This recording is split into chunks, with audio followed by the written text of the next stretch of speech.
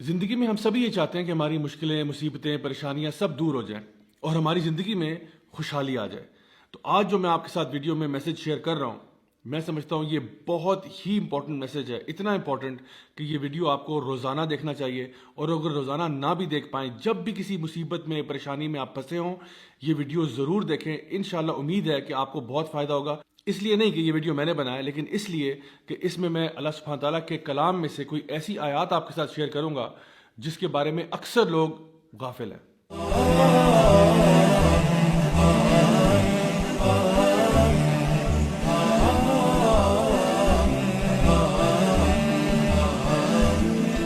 السلام علیکم ورحمۃ اللہ وبرکاتہ۔ My dear brothers and sisters, سب سے پہلا سوال آج کا یہ ہے کہ اصل میں ہم خوشی کس چیز کو کہتے ہیں؟ اس کے بارے میں سوشل سائنٹسٹ نے کافی ڈیبیٹ کی کہ اصل میں خوشی ہوتی کیا ہے، لیکن اگر اس پوری بحث کا اگر آپ سمرائزیشن دیکھنا چاہیں تو وہ یہ ہے کہ خوشی کہتے ہیں جب کوئی بھی کام آپ کی مرضی کے مطابق ہوتا ہے تو انسان کو خوشی ہو جاتی ہے۔ فار ایگزامپل، ایک بچہ کسی جو اسکول میں داخلہ لینا چاہتا تھا وہاں پہ داخلہ ہو گیا، وہ خوش ہو گیا۔ وہ رات کو چاکلیٹ کھانا چاہتا تھا، ماں نے چاکلیٹ دے دی، وہ خوش ہو گیا۔ فیوچر میں جا کے جہاں وہ شادی کرنا چاہتا تھا وہاں اس کی شادی ہو گئی تو وہ خوش ہو گیا۔ جس جگہ پر نوکری کرنا چاہتا تھا وہاں نوکری مل گئی تو وہ خوش ہو گیا۔ یعنی کہ جب چیزیں ہماری مرضی کے مطابق ہوتی ہیں تو ہمیں خوشی مل جاتی ہے، اور جب ہماری مرضی کے مطابق چیزیں نہیں ہوتی تو ہم اداس ہو جاتے ہیں۔ اب سوال یہ ہے کہ کیا ایسا ہوگا کہ آپ کی زندگی میں سارے کام جو ہوں گے وہ آپ کی مرضی کے مطابق ہوں گے؟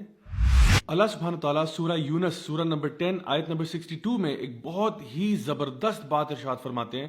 اللہ تعالیٰ فرماتے ہیں الا ان اولیاء اللہ لا خوف علیہم ولا هم یحزنون۔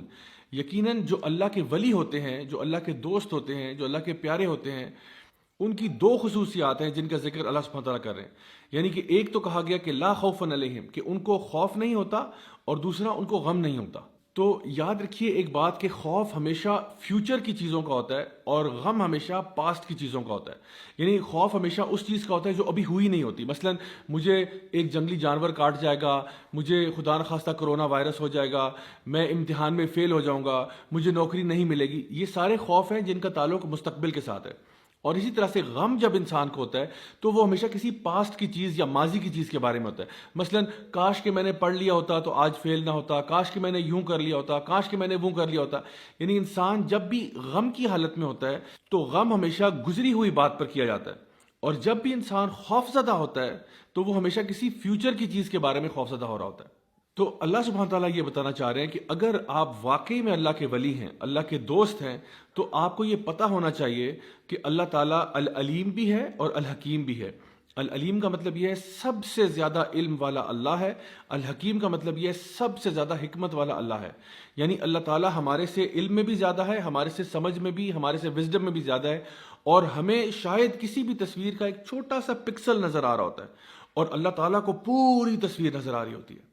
ہم اپنی لمیٹڈ سوچ کے اندر اکثر اوقات مسئلوں کو سمجھ نہیں پاتے، جیسا کہ سورہ البقرہ کے اندر بھی سورہ نمبر 2 آیت نمبر 216 میں اللہ سبحانہ تعالیٰ ارشاد فرماتے ہیں کہ شاید ہو سکتا ہے کہ تم کسی چیز سے محبت کرتے ہو، تم کسی چیز کو اپنے لیے اچھا سمجھتے ہو، لیکن وہ تمہارے لیے اچھی نہیں ہے، اور ہو سکتا ہے کہ تم جس چیز کو برا سمجھتے ہو اصل میں وہ تمہارے لیے بری نہ ہو۔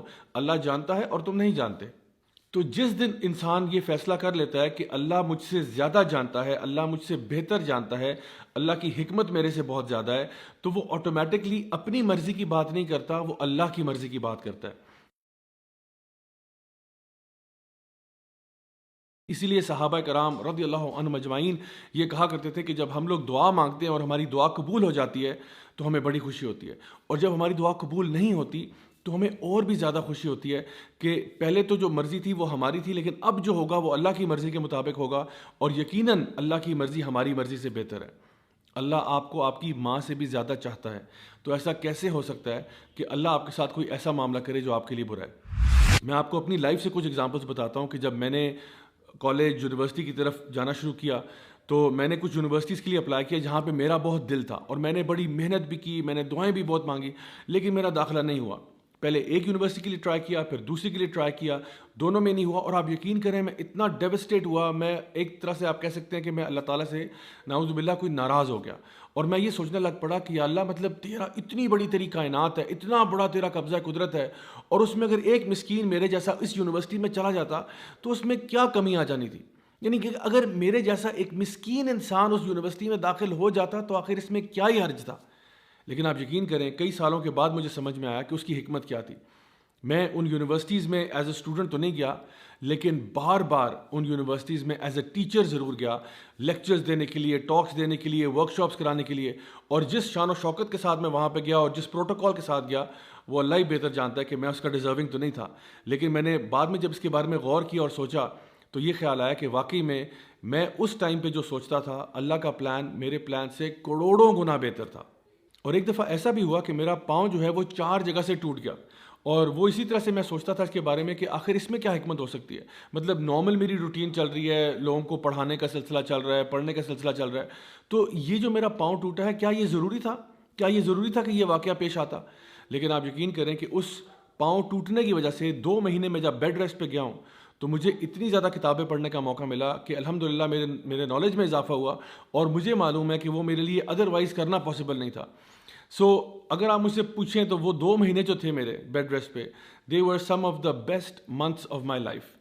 اسی طرح سے ہماری زندگی میں ایسے بہت سارے واقعات آتے ہیں کہ ہم لوگوں نے جی CSS کا امتحان دیا, نہیں ہو سکا, کہیں پہ شادی کرنا چاہ رہے تھے, نہیں ہو سک رہی وہاں پہ, کہیں اور ہم نے بزنس میں انویسٹ کیا, بات نہیں بنی, تو ہم پریشان ہو کے بیٹھ جاتے ہیں کہ پتہ نہیں ایسا آخر کیوں ہے. کبھی کبھار اولاد کے معاملے میں ہم یہ سوچتے ہیں کہ ہائے میں تو بیٹے چاہتا تھا, اللہ مجھے بیٹیاں کیوں دے رہا ہے, یا میں اولاد چاہتا تھا مجھے اولاد کیوں نہیں مل رہی. آپ یقین کریں گے میں کچھ ایسے لوگوں کو بھی جانتا ہوں جن کی شادی کے 18 سال کے بعد, 20 سال کے بعد اللہ تعالیٰ نے ان کو اولاد دی ہے. کچھ ایسے لوگ بھی ہیں جنہوں نے بہت چھوٹے بزنس سے آغاز کیا اور 10, 15, 20 سال کے بعد اللہ تعالیٰ نے ان کو کروڑ پتی بنا دیا. مائی ڈیئر برادرز سسٹرز, اللہ تعالیٰ آپ کے ٹائم ٹیبل کے مطابق نہیں چلتا, ہم اللہ تعالیٰ کے بتائے ہوئے ٹائم ٹیبل کے مطابق چلتے ہیں. سو آپ اپنے طور پہ پوری کوشش کریں, پوری محنت کریں.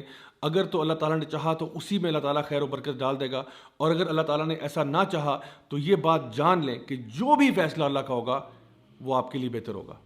اسی لیے اللہ سبحانہ تعالیٰ ان اگلی آیات میں ارشاد فرماتے ہیں الذین آمنوا وکانوا یتقون, کہ یہ وہ لوگ ہیں جو اللہ کے ولی ہیں جو کہ ایمان لاتے ہیں اور تقوی اختیار کرتے ہیں.